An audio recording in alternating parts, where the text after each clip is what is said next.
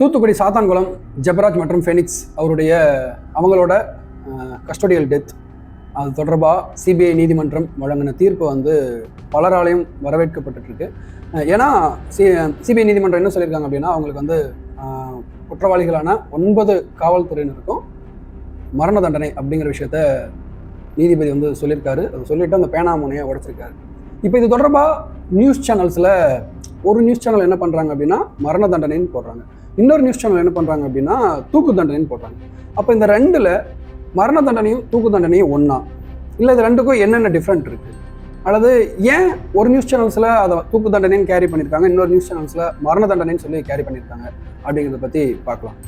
2020 June மாதம் first ஜெபராஜை தான் காவல்துறை கைது பண்ணுறாங்க. எதுக்காக அப்படின்னா, அது வந்து கொரோனா ஊரடங்கு காலகட்டம். அந்த காலகட்டத்தில் அரசு சொன்ன டைமை விட கடையை வந்து நீங்கள் ரொம்ப நேரம் அதிகமாக திறந்து வச்சுருந்தீங்க, உங்களுடைய செல்ஃபோன் கடையை அப்படின்னு சொல்லிட்டு தான் ஃபஸ்ட்டு அவரை அரெஸ்ட் பண்ணுறாங்க. அப்பாவை அரெஸ்ட் பண்ணிட்டாங்களே அப்படின்னு சொல்லிட்டு மகன் ஃபெனிக்ஸ் வந்துட்டு, இல்லை நம்ம போயிட்டு ஸ்டேஷனில் போயிட்டு என்னென்னு பேசலாம், அப்பாவை வீட்டுக்கு கூட்டிகிட்டு வரலாம் அப்படின்னு சொல்லிட்டு போகிறாரு. அப்படி போன இடத்துல அப்பாவையும் மகனையும் 2 பேருமே வந்து போலீஸ் ஸ்டேஷனில் பிடிச்சி வச்சிடறாங்க. பிடிச்சி வச்சு பயங்கரமாக தாக்குறாங்க. 2 பேருமே நிர்வாணப்படுத்தி அடிக்கிறாங்க. ரொம்ப மோசமாக அவங்களுடைய உயிரே போகிற அளவுக்கு அடித்து துன்புறுத்தி அவங்கள கொன்றிருக்காங்க. இது வந்து ஃபஸ்ட்டு காவல்துறை இதை மறைக்கணும்னு சொல்லி முயற்சி பண்ணியிருக்காங்க. பட்டு அவங்களுடைய, அதாவது இறந்தவங்களுடைய சொந்தக்காரங்க, அவங்களுடைய வீட்டில் இருந்தவங்க, சுற்றி இருந்தவங்க எல்லாரும் சேர்ந்து நடத்தின ப்ரொட்டஸ்ட்னால இந்த விஷயம் ரொம்ப பெருசாக வெளியே தெரிய வருது. அதுக்கப்புறம் தான் இது மக்களுடைய கவனத்துக்கு வருது. நேரடியாக மதுரை நீதிமன்றமே இது தொடர்பான வழக்கை நம்ம விசாரிக்கணும் அப்படின்னு சொல்லிட்டு நேரடியாக அந்த விஷயத்தை கையில் எடுக்கிறாங்க.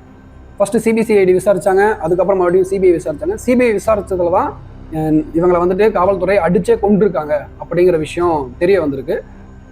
ஸோ மொத்தம் 10 பேரை அரெஸ்ட் பண்ணாங்க. இந்த 10 பேரில் ஒருத்தர் வந்து அந்த விசாரணை ஸ்டார்ட் பண்ண கொஞ்ச நாள்லேயே கொரோனா தொற்று ஏற்பட்டு ஜெயிலே இறந்துடுறாரு.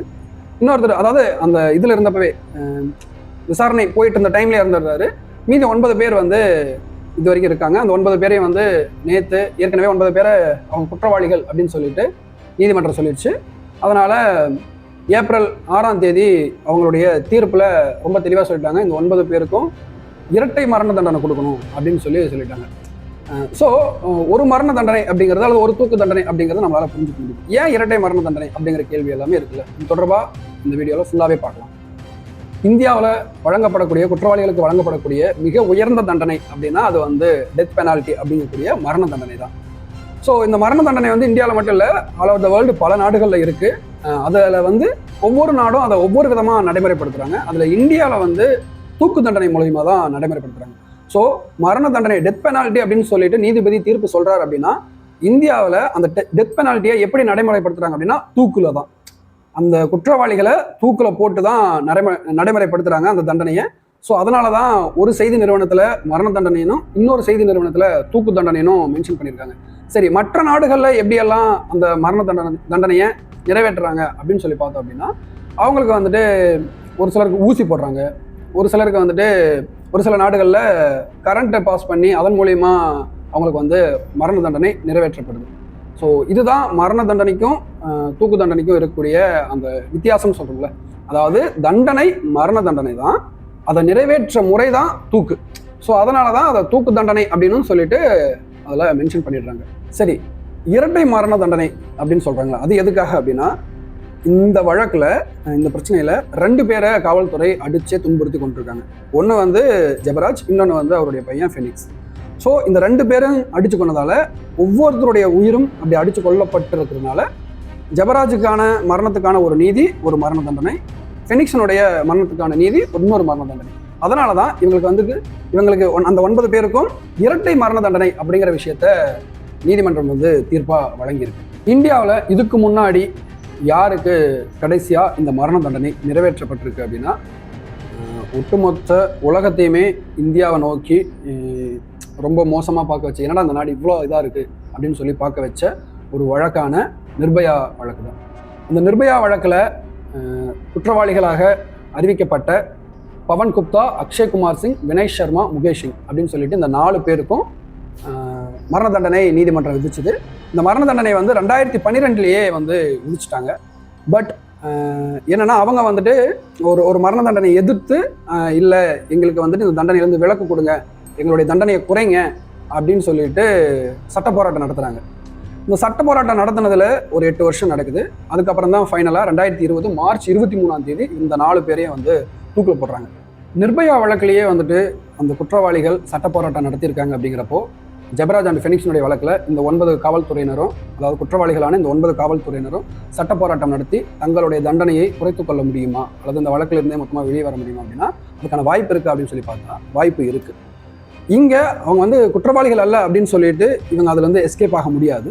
பட் அவங்க வந்து தங்களுடைய தண்டனையை குறைத்துக் கொள்வதற்கு, அதாவது இந்த மரண தண்டனையை ஆயுள் தண்டனையாகவோ அல்லது சாகும் வரை ஆயுள் அப்படிங்கிற ஒரு விஷயமாகவோ மாற்றிக்கிறதுக்கான வாய்ப்புகள் மெஜாரிட்டி இருக்குது. அதுக்கு என்னென்ன, அதாவது வாய்ப்புகள்லாம் வழிகள் இருக்குது. அது என்னென்ன வழிகள் அப்படின்னா, மேல்முறையீடு செய்கிறது.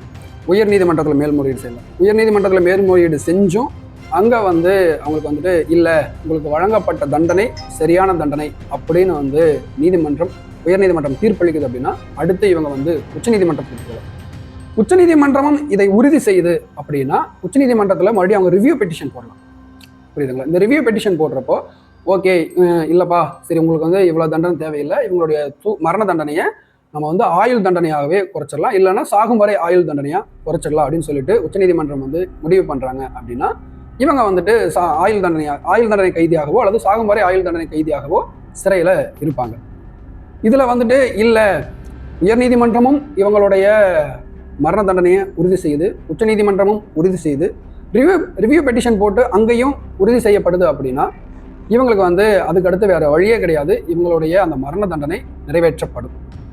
அப்படி நிறைவேற்றுறதுக்கு இடையிலான ஒரு காலவரையறை இருக்குல்ல, அந்த காலவரையறைக்குள்ள அவங்க வந்துட்டு இல்லை, நாங்கள் வந்துட்டு கருணையின் அடிப்படையில் எங்களுடைய தண்டனையை குறைங்க அப்படின்னு சொல்லிட்டு அவங்க வந்து குடியரசுத் தலைவருக்கு லெட்டர் போடலாம்.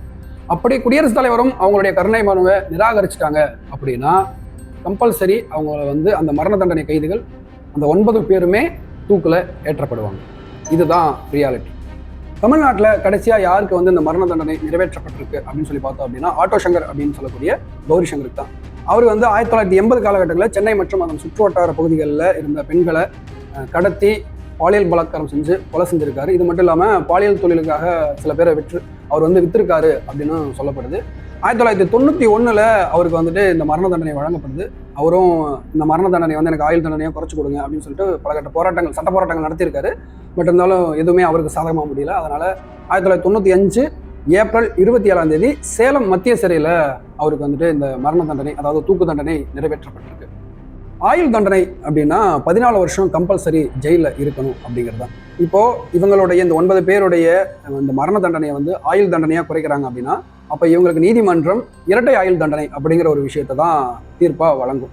அப்படிங்கிறப்போ இவங்க 14 28 ஆண்டுகள் கம்பல்சரி ஜெயிலில் இருந்தாகணும். இந்த 28 ஆண்டுகளுக்குள்ள இவங்களுடைய நன்னடத்தை காரணமாக ரொம்ப ஒழுக்கமாக இருக்காங்க, தன்னுடைய தவறை முற்றிலும் உணர்ந்து திருந்திட்டாங்க அப்படின்னு சொல்லிட்டு அவங்களுக்கு வந்து ஒரு சர்டிஃபிகேட் கொடுக்குறாங்க, சிறையிலேருந்து ஒரு சர்டிஃபிகேட் கொடுக்குறாங்க அப்படின்னா அவங்க வந்து பரையில் வெளியே வரலாம். அல்லது அவங்களுக்கு வந்து அந்த சிறை கைதிகளுக்கு இருக்கக்கூடிய சில சலுகைகள் கிடைக்கும். அதாவது மன்னிப்பு கிடைக்கும். ஆளுநரோ அல்லது குடியரசுத் தலைவரோ வந்து அவங்கள மன்னிப்பாங்க. அதன் மூலியமா அவங்க வந்து வெளியே வர்றதுக்கு பல வாய்ப்புகள் இருக்கு. இல்லை, இவங்களுக்கு வந்து நம்ம ஆயுள் தண்டனையாக குறைக்க முடியாது, இவங்க அவ்வளவு கொடூரமாக நடந்திருக்காங்க, சாகும் வரை ஆயுள் தண்டனை அப்படிங்கிற விஷயமா இவங்களுடைய மரண தண்டனையை குறைக்கிறாங்க அப்படின்னா இந்த கைதிகள் சாகும் வரை ஜெயிலில் தான் இருந்தாகணும். இவங்களுக்கு அரசால் கைதிகளுக்கு வழங்கப்படக்கூடிய இந்த பரையில் வெளியே வர்றது ஒரு அப்படியான எந்த விஷயமுமே இவங்களுக்கு கிடைக்காது. புரியுதுங்களா? இதுதான் ஆயுள் தண்டனைக்கும் சாகும் வரை ஆயுள் தண்டனைக்கும் இருக்கக்கூடிய வித்தியாசம். சாத்தான்குளம் விஷயத்தில், அதாவது ஜெபராஜ் அண்ட் ஃபெனிக்ஸ் அவங்களுடைய கஸ்டோடியல் டெத்தில் நீதிமன்றம் இந்த காவலர்கள் அப்படிங்கிற பேரில் இருந்த இந்த கொடூர கொலையாளிகளுக்கு வழங்கின தண்டனை சரியா, இல்லை இவ்வளவு மூர்க்கமான தண்டனை தேவையில்லை, அவங்களுடைய தண்டனையை இன்னும் கொஞ்சம் குறைச்சி வழங்கியிருக்கலாம் அப்படின்னு நீங்கள் நினைக்கிறீங்க அப்படின்னா அதை கமெண்ட் பண்ணுங்கள்.